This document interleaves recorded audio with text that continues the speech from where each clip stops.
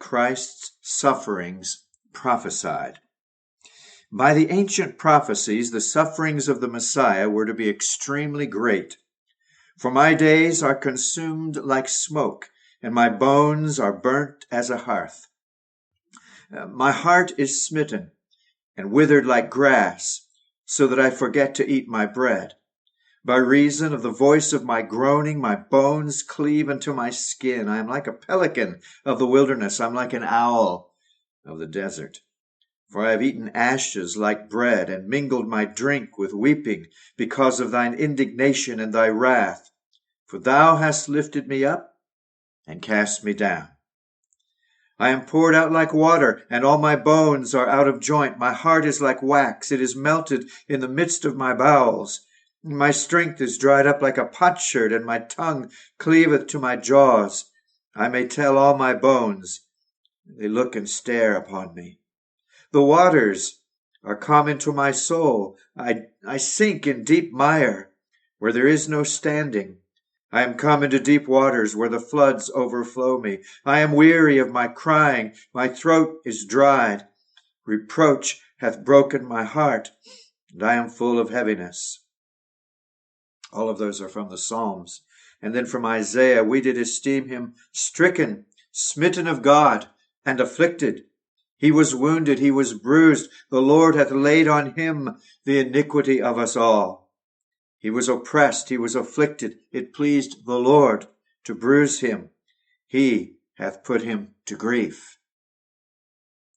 By the ancient prophecies, the outward meanness, abasement, disgrace, and contempt that the Messiah should be the subject of would be exceeding great, even to the utmost extreme, and that his enemies should greatly mock and deride him.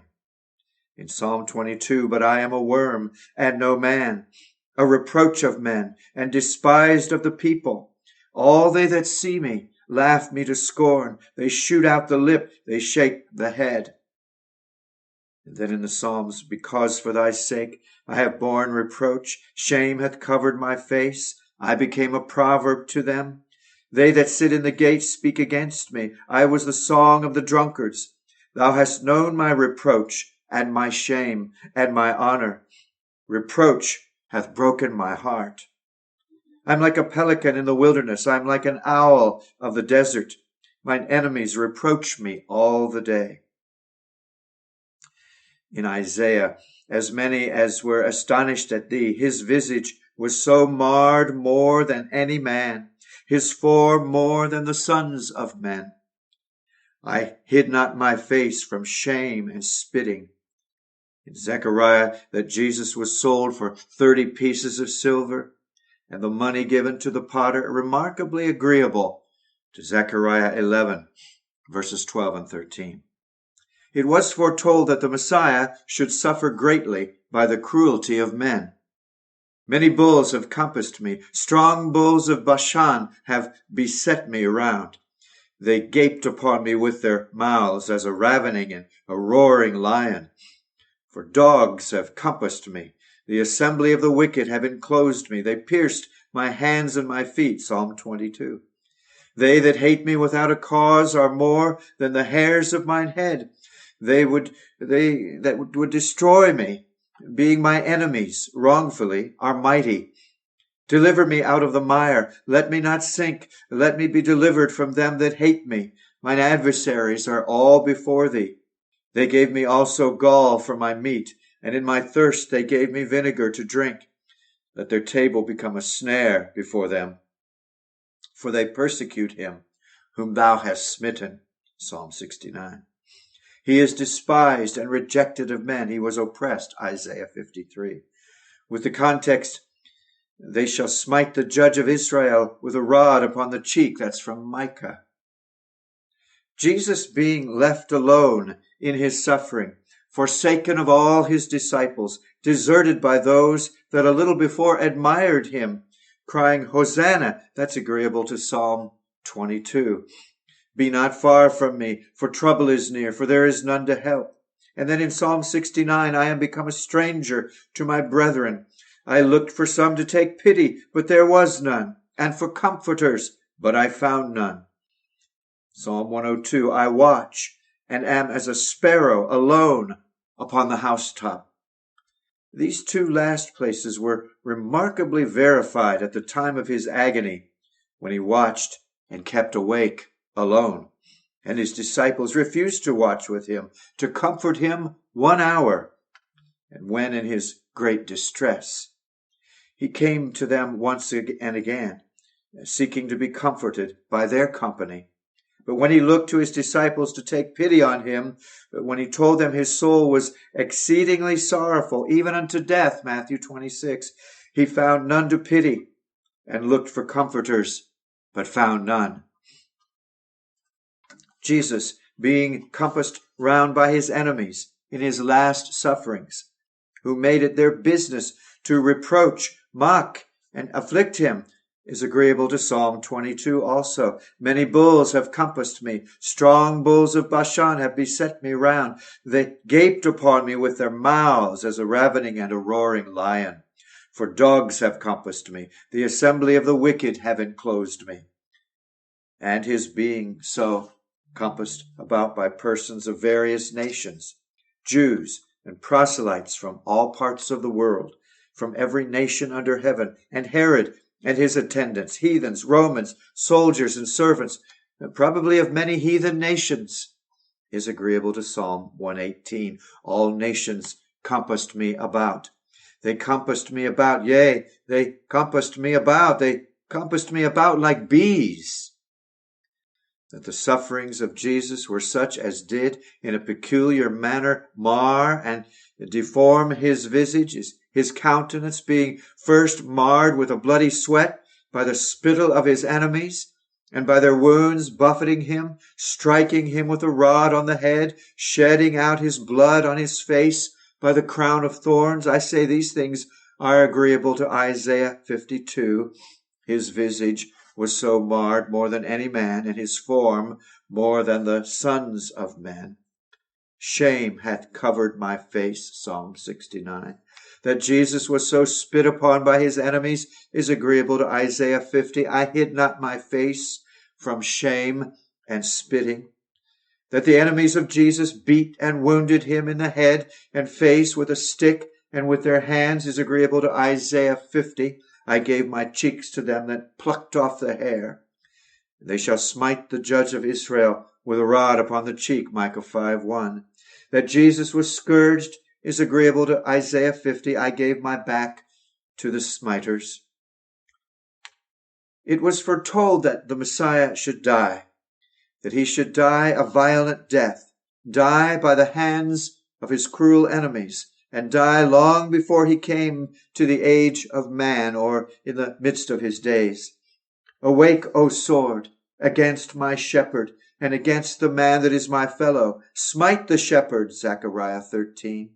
After 62 weeks shall Messiah be cut off, Daniel 9.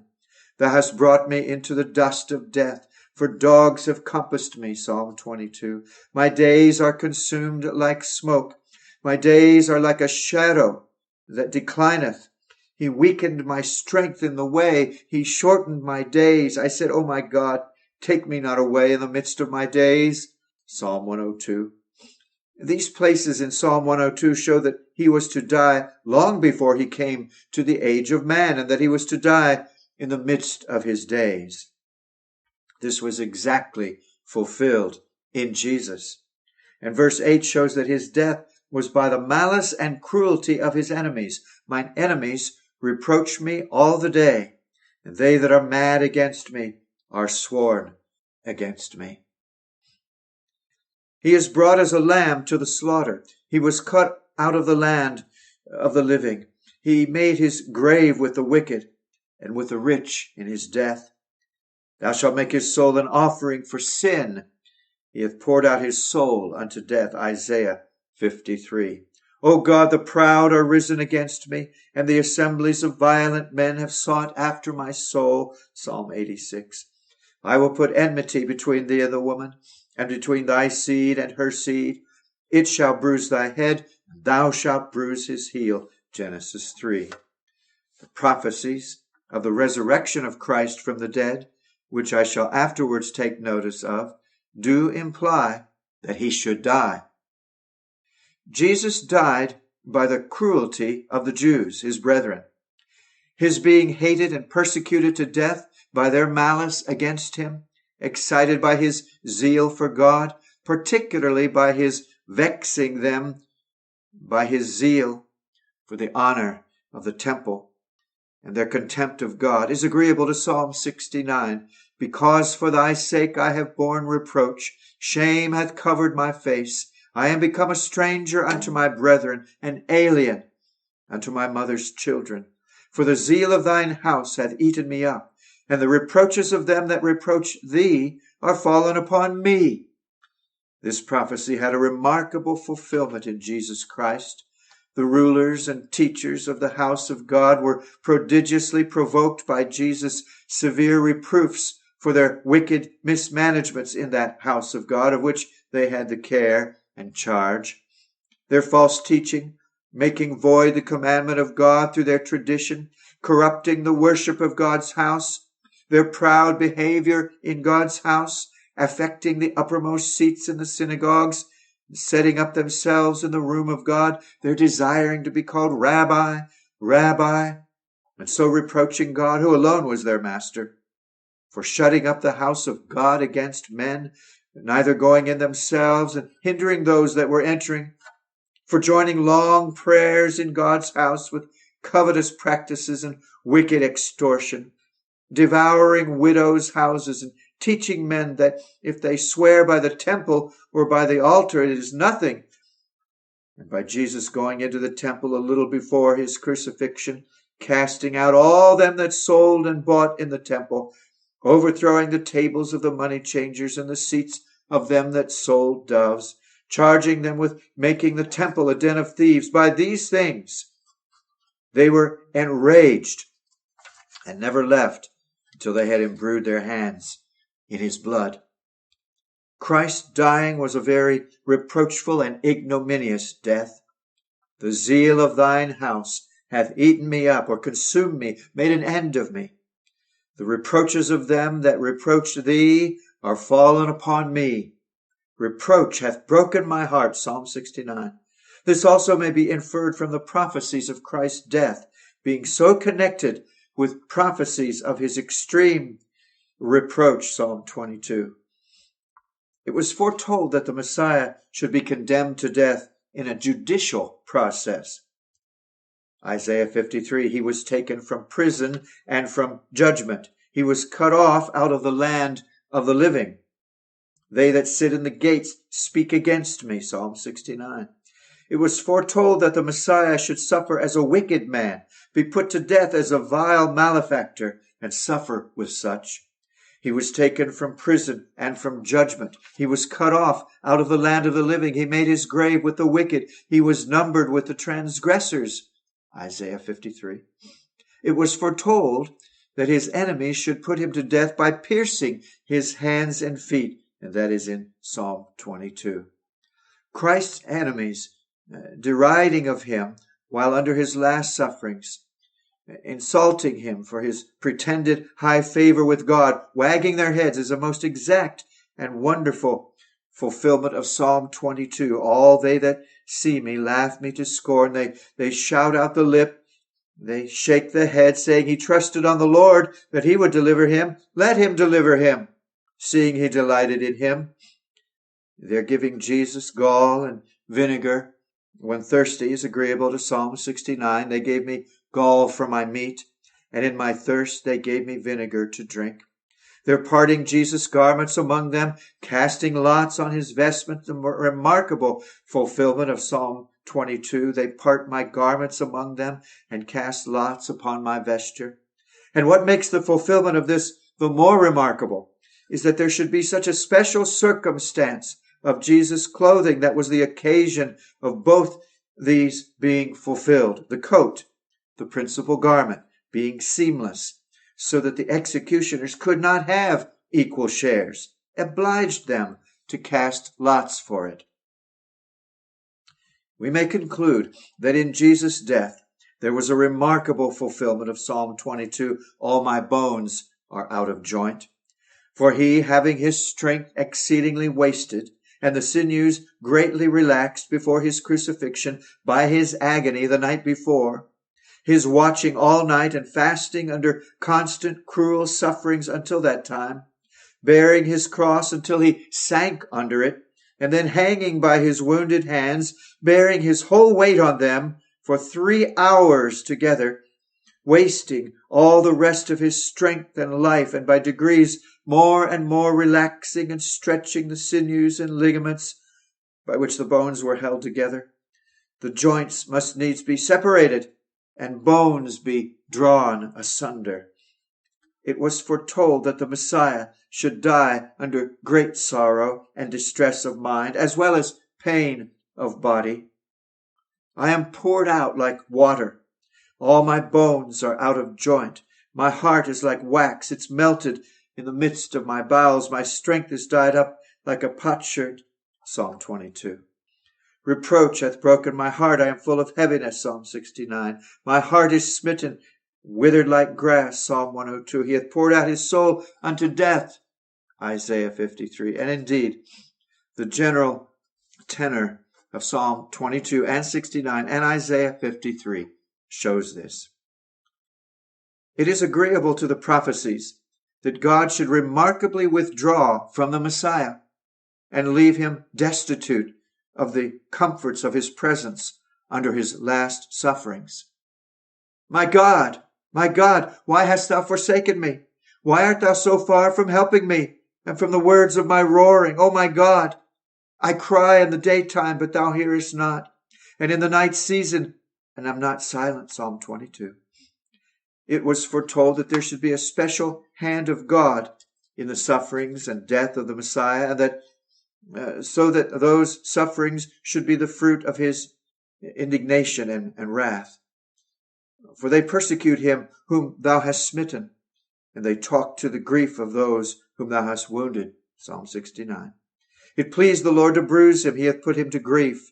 When thou shalt make his soul an offering for sin. Isaiah 53. Awake, O sword, against my shepherd, against the man that is my fellow. Smite the shepherd. Zechariah 13.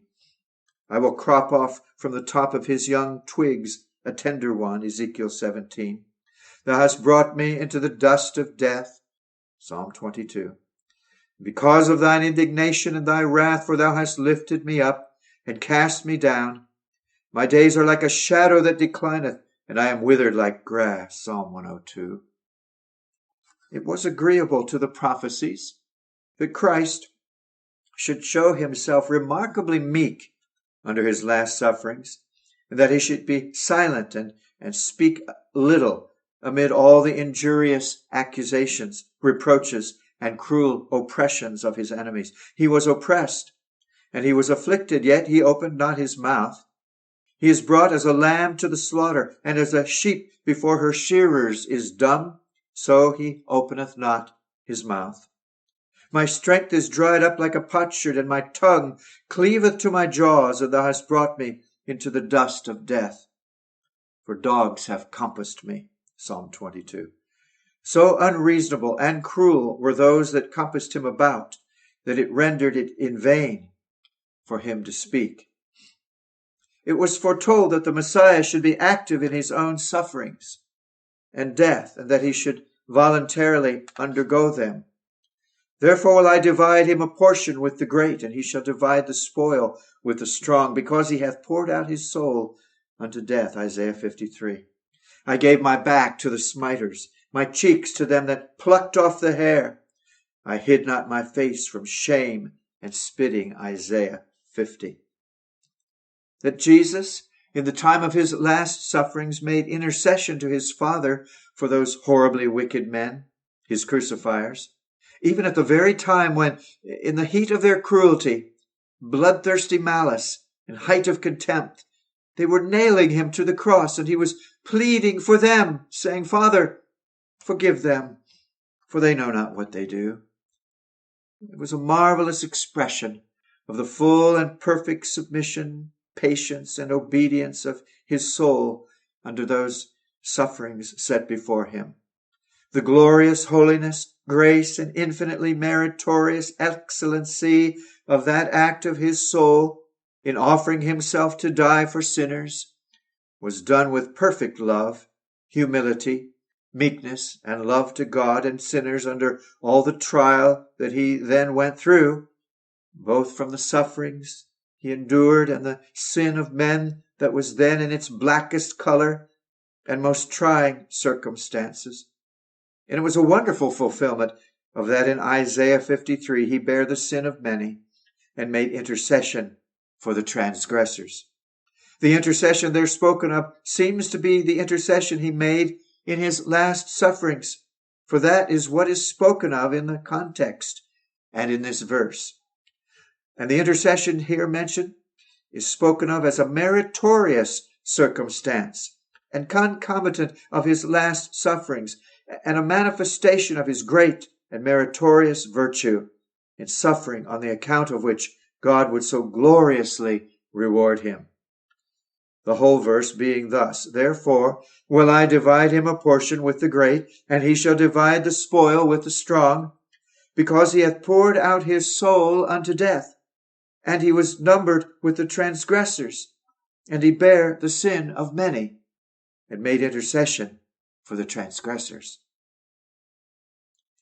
It was foretold that though the Messiah should die under circumstances of great contempt as a wicked man and a malefactor, yet God, in some circumstances of his death, would take care to put honor upon him as a reward of his innocence and merits by being in some respect with the rich in his death.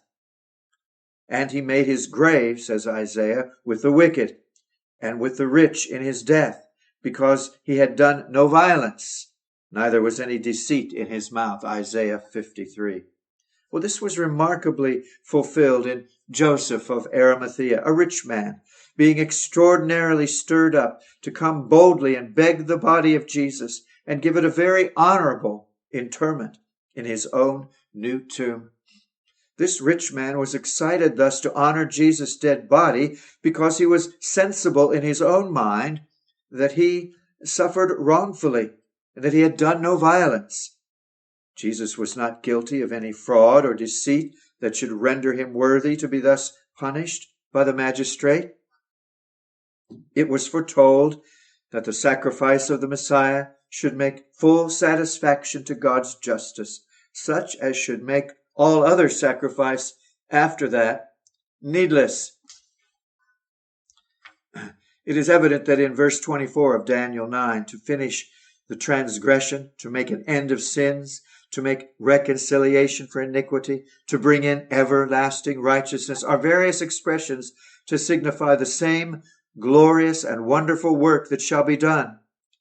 The word in the original translated make reconciliation for iniquity is the same that is used in the law for making atonement by sacrifice, so that the words imply that the Messiah should offer such an atonement for sin as should make an end of or consume the transgression and seal up sin. That is, he would quite complete the business of reconciliation, so that there should be no further occasion for going about to make reconciliation or offer any further atonement for sin. So that by these expressions it seems as if sacrifices for sin thenceforward must cease and be made to cease by the Messiah. In verse 27 of Daniel, it is expressly said they should cease at that very time spoken of in this verse, namely, in the last half of the week of the 70 weeks. Putting these things together, we cannot understand those prophecies otherwise than that the Messiah should offer up such a sacrifice to atone for sin as should render all other sacrifices and oblations for sin needless, and should put an end to them.